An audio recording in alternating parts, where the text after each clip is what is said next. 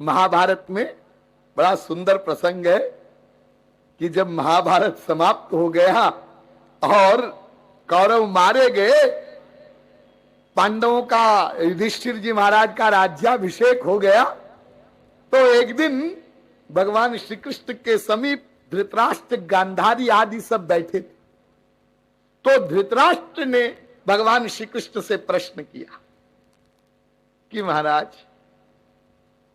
मैंने ऐसे कौन से पाप किए थे कि आज ये दिन देखना पड़ा कि मेरे बेटे पोते सब मर गए और मैं जिंदा हूं? तो कौन सा पाप किया मैंने? भगवान श्री कृष्ण बोले, याद करो, याद करो। धृतराष्ट्र ने कहा कि मैंने अच्छे से स्मरण किया, चिंतन किया, मैंने इस जीवन में कोई ऐसा पाप नहीं किया। अच्छा, तो भगवान श्री कृष्ण ने कहा, इसी जीवन का हिसाब किताब नहीं होता है, पिछले जन्म में आपने ऐसा कोई पाप किया होगा। तो धृतराष्ट्र को पिछला जन्म भी याद था।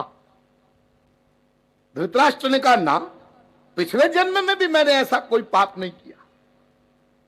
ठाकुर जी बोले, उससे पिछले जन्म में किया होगा। वो भी याद था धृतराष्ट्र को। बोले नहीं, उससे पिछले जन्म में भी मैंने ऐसा कोई पाप नहीं किया।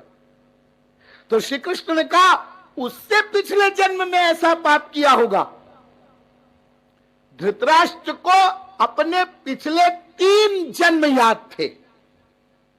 बोले नहीं महाराज, मैंने पिछले 3 जन्मों में कोई भी पाप नहीं किया ऐसा।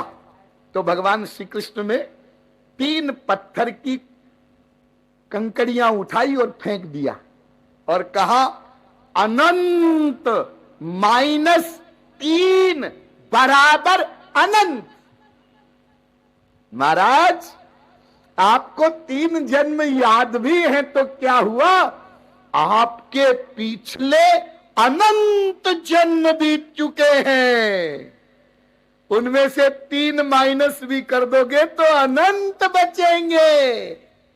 ऐसे ही हम लोगों के भी अनंत जन्म बीत चुके, अनंत शरीर धारण कर चुके, इसलिए अनंत माता, अनंत पिता, अनंत स्त्रियां, अनंत पति, अनंत बेटे, अनंत भाई, अनंत बहनें सब बन चुके।